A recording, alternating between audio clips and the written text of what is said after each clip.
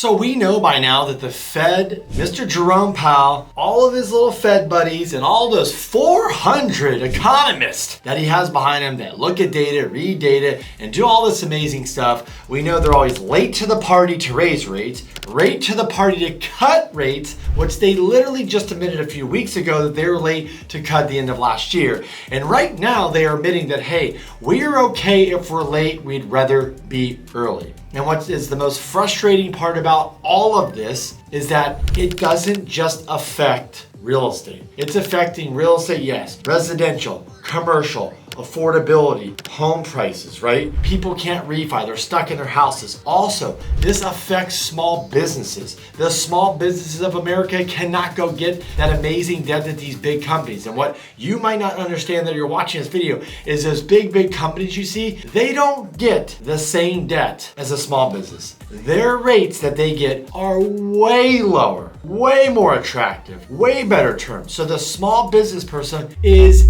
getting crushed. This hurts on student loans, credit cards, you name it. You need to finance furniture, you need to buy a car, whatever it is, you are feeling the punch. Is inflation coming down? Absolutely. Are the Feds looking in the rearview mirror with inflation? 100%. If you've been watching me, I've been telling you this for many months, if not a year now. They are late. The data they have is completely wrong. And what are we seeing out there with all this stuff going on? I'm gonna break it down in this video today of why I think the Feds are late. What are the things we're gonna watch for that should unravel over the next 90, 120 days? And basically at the end of the day, how interest rates should be lower, how the Fed should be cutting. And I'm not saying cutting aggressive, they should just start the party now, and why they ultimately will be late and probably have to make up in the latter part of this year to cut rates. But how we're gonna get down rates into the fives, maybe the sixes, and what is Scott Bessent, the Treasury Secretary,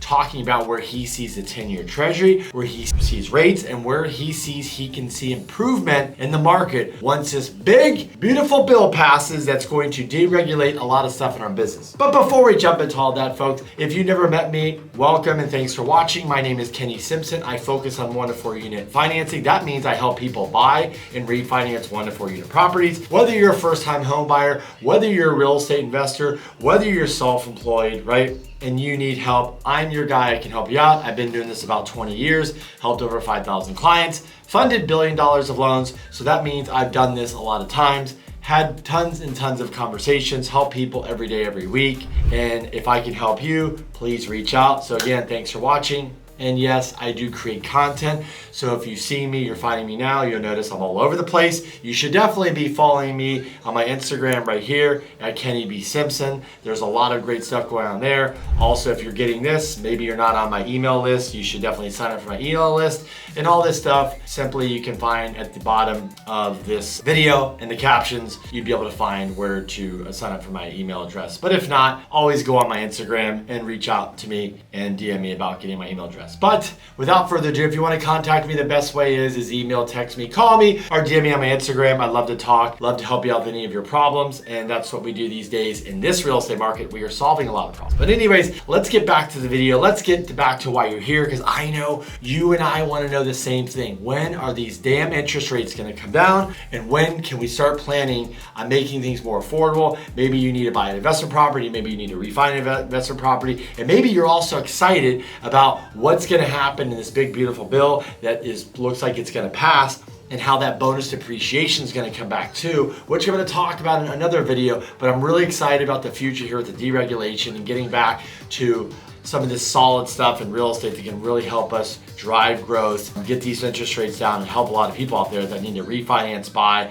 And look, that's why we need inventory. We need people to build, we need people to buy, we need people to burr, right? That means buy stuff, fix it up, make it new, and make it nice for new tenants. And also, we need people out there that are renting that want to go buy a primary residence and make it more affordable. We need to get these damn interest rates down. Whoever you talk to talks about getting the interest rates down. The only person that doesn't really care, and I hate to say this, about the housing market is Mr. Jerome Powell. He doesn't care that you pay 7%, folks. He does not. He doesn't care you're a small business and you're getting choked out. He does not care. That is not his job. That's not his role. And that's why Trump and him are just fighting, because Trump is like, hey, buddy, can't you give us a little bit of love? And even people that were in the camp of him not cutting are now saying it's time. You're late to the party. You need to cut. We need to move this show down the road. We need to get going. And this is taking way too long. So I want to dive into some data and talk about some stuff that you might not know about, that I'm just kind of getting you an oversight of kind of the stuff, the little bit of destruction that's starting to happen in the economy, and how, if you stay till the end, I'm going to tell you, because you go to Disneyland, you go out to eat, you go to the malls, and you're like, how are a lot of these people affording to live? We know they burned through their cash. We know they've tapped into their credit cards. We know a lot of people are like heavily financed or leveraged with their student loans. We know that 5 million people as of a month or weeks ago hadn't paid or were delinquent on their student loans. And that average payment is what, $500-600 that's gonna hit their balance sheet. That means it's gonna hurt them from buying stuff. We know this is out there. We know this is a reality, and this stuff is gonna come and hit. We also know that the small business is hurting. They really, really are, right? And there's just a lot of uncertainty, a lot of craziness, but at the end of the day, I'm here in California, I'm like, the gas is still a ripoff, right? We go to the store, it's still expensive to buy stuff, right? And so there's the tariffs, things still seem expensive. It's harder for people to get jobs right now. You kind of feel like things are tougher right now than they ever have been before. We also know the consumer's slowing. They're not spending like they were prior. We're not dummies, right? I do loans for a living. I look at people's financials. People that are in many different businesses, whether it's online business, a restaurant, service business, whatever, they are not doing the numbers they were like in 21, 22, 23. It is dramatically slowed down. It just has. Listen to the airlines, listen to the credit card companies, listen to the travel. People are definitely slowing down. They're just not spending. We know that on the retail level. We're not dumb folks. We're not blind. You and I we know it, we feel it. We are not spending money like we used to. It's not. You bought in a new car, you bought in the new furniture, maybe you fixed up your house, whatever it may be. You're kind of like, you're not gonna buy a new car every year. Maybe you bought the new phone, maybe you bought your new clothes, whatever it is. Maybe you bought a piece of jewelry. I don't care what it is. You're just not spending at the level you were, and that eventually is gonna hurt. The other thing we know is the government, the waste, the fraud, the abuse, and all that crap that was going on, and people were just making ridiculous amounts of money off the government. That is true. That game is over. And what a lot of people don't realize is that all these small businesses, they could have just been a mom and pop shop. Do you know how much money they got out just with the PPP and the employee payment plan? Some of these businesses that the owner might have made $100,000, $200,000 a year got an injection of $500,000, $1 million. I'm not kidding you guys. That money went into their pocket. That might have bought a new car. That might have upgraded their business. That might have gone into buy a house. That might have gone into the savings. That might have gone into buying stocks, Bitcoin, real estate, whatever it is. That money is not coming back around, meaning we're not gonna see money like that hit our pocketbooks, right? And so there's so many things that are going on out there that have been stimulating this economy that is starting to burn off all this money. And another thing that a lot of people don't think about is there's a lot of people that own real estate that is locked in on low rates, and a lot of it's not fixed debt. It could be the commercial work, where people are locked in on 3 or 4% rates. And guess what, folks? Those rates are gonna come due. They're set for 5 years or 7 years. That is gonna have to start being refinanced in the next 2-3 years. So the money that maybe a real estate investor, let's say they're making $10,000, $20,000, $50,000 a month, their income could go down by 30 to 50% because they have to refinance. So a lot of people that are feeling rich, that are feeling wealthy, that are feeling the cash flow, that are kind of like, this is great. If things don't get better, eventually they're gonna see a slowdown. They're gonna see their cash flow come down, right? And so people that are living a lifestyle might be burning through their money. And there's one thing I haven't mentioned that, yes, I'm gonna give you the stats and data at the end of this video and tell you what else, how people are really surviving, not credit cards, not cash, not things like that. And they're surviving a couple things they're doing to get by.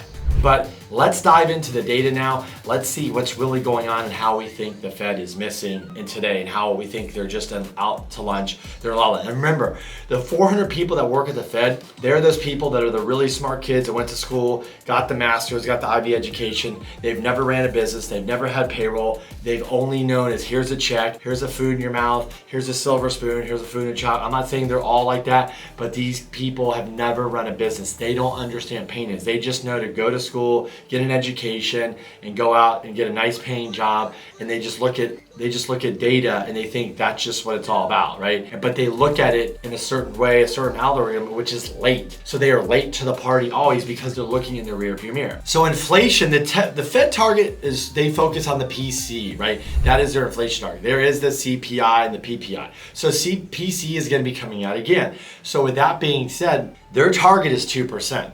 That number right now, whatever, people have different numbers. Let's just call it that it's 2.4, 2.5, 2.6. Who cares?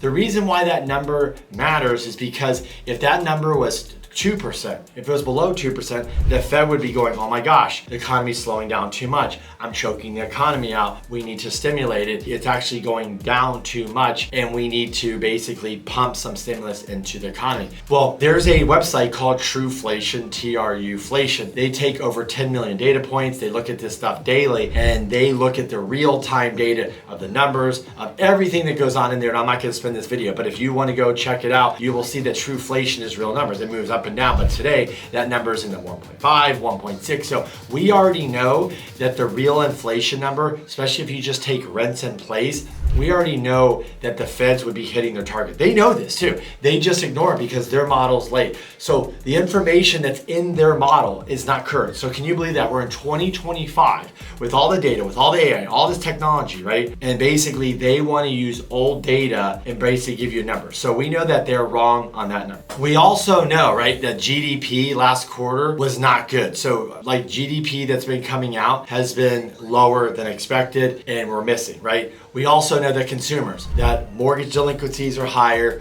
We know that car delinquencies are higher. I told you that student loan delinquencies are higher. We know people that are burned through their savings. They've tapped out their credit card. We know small businesses are hurting. Like, we know all of this stuff, that people are leveraged up and they're trying to maintain the status quo. And the only thing a lot of these people have in their back pocket is if they own a property and they refinance at a 2-3% rate, they're feeling the pain less because they're locked in on that low rate. So we also know that the 10-year treasury is what we follow in our business to really identify if interest rates are going to come down. We know it's been stubbornly stuck between 4.25, 4.3, 4.5, 4.6, and it's because, oh, it's the tariffs, oh, it's Powell, oh, it's the employment, all this, and a lot of people that I follow that really understand stuff, they say Powell's not going to break until employment breaks. That we're at 4.2. He wants to see unemployment at 4.5. He wants to see people lose jobs. So right now, think about it. Powell is choking out the economy. He wants it to slow. He wants pain. He wants people to lose jobs. He wants a little recession. He doesn't care that it's unaffordable if you're a small business. I told you that if you're in real estate, and he doesn't care. His job is not to care about real estate. So he is trying to choke this economy out, slow it down. Is he a guy that's not a fan of Trump? Sure. Is there some political stuff here? I don't know. But he is stubborn. Could we have a different Fed official that talks different, that's cutting sooner because he believes in, I don't want to be late, I want to get ahead of this? Absolutely. There could be another person that comes in office next May that's going to be announced the end of this year that's like, let's cut, let's be more aggressive, let's get some stimulus, let's help out this economy. But Powell, no love. So we think Powell is not understanding exactly what's going on in the economy. He does not see all the pain points that are showing, and he's ignoring it. We also know that he thinks inflation is higher than it is. We know that it's lower. He's ignoring that. We also know that he's okay, and he's admitted, and we've seen he was late to raise rates. He's late to cut rates, and he's admitted, I'm okay with being late. So he is okay with us suffering more and having more pain and being late to rates. He just doesn't care. So what could happen? What could break? And before I get into ending this video of what Scott Besson is talking about to get the rates lower, right, that could help, and where we see rates going this year, let me give you the nugget that I've been telling you about. So since over the last, let's call it a year and a half, 1.8 million people have taken out new HELOCs. There's almost $400 billion of HELOCs being drawn. Since 2022, $80 billion, let me repeat, $80 billion have been pulled out from home equity lines of credit. That does not conclude cash out refinances on primary, cash out refinances on investment properties. That includes none of that. That includes no you racking up your credit card to pay for stuff, no unsecured loans from the bank. So $80 billion has been pulled out of people's pockets to go pay down credit cards, buy stuff, fix up your house, whatever whatever it is, that is a lot of money that is still being put into the economy. People have tremendous amount of equity. They have tremendous amount of upside, meaning they can go grab more money from the equity line. So there's so much cash sitting in those equity lines that can be pulled that could keep this party and train going on for a while. And that's the thing is, that is what people are, like a lot of people are living on right now. I'm just telling you, they've tapped, they've got a good first locked in. They went to the equity line because they blew through their savings, their credit cards, they don't want to max out. And now they're on to their home equity lines of credit.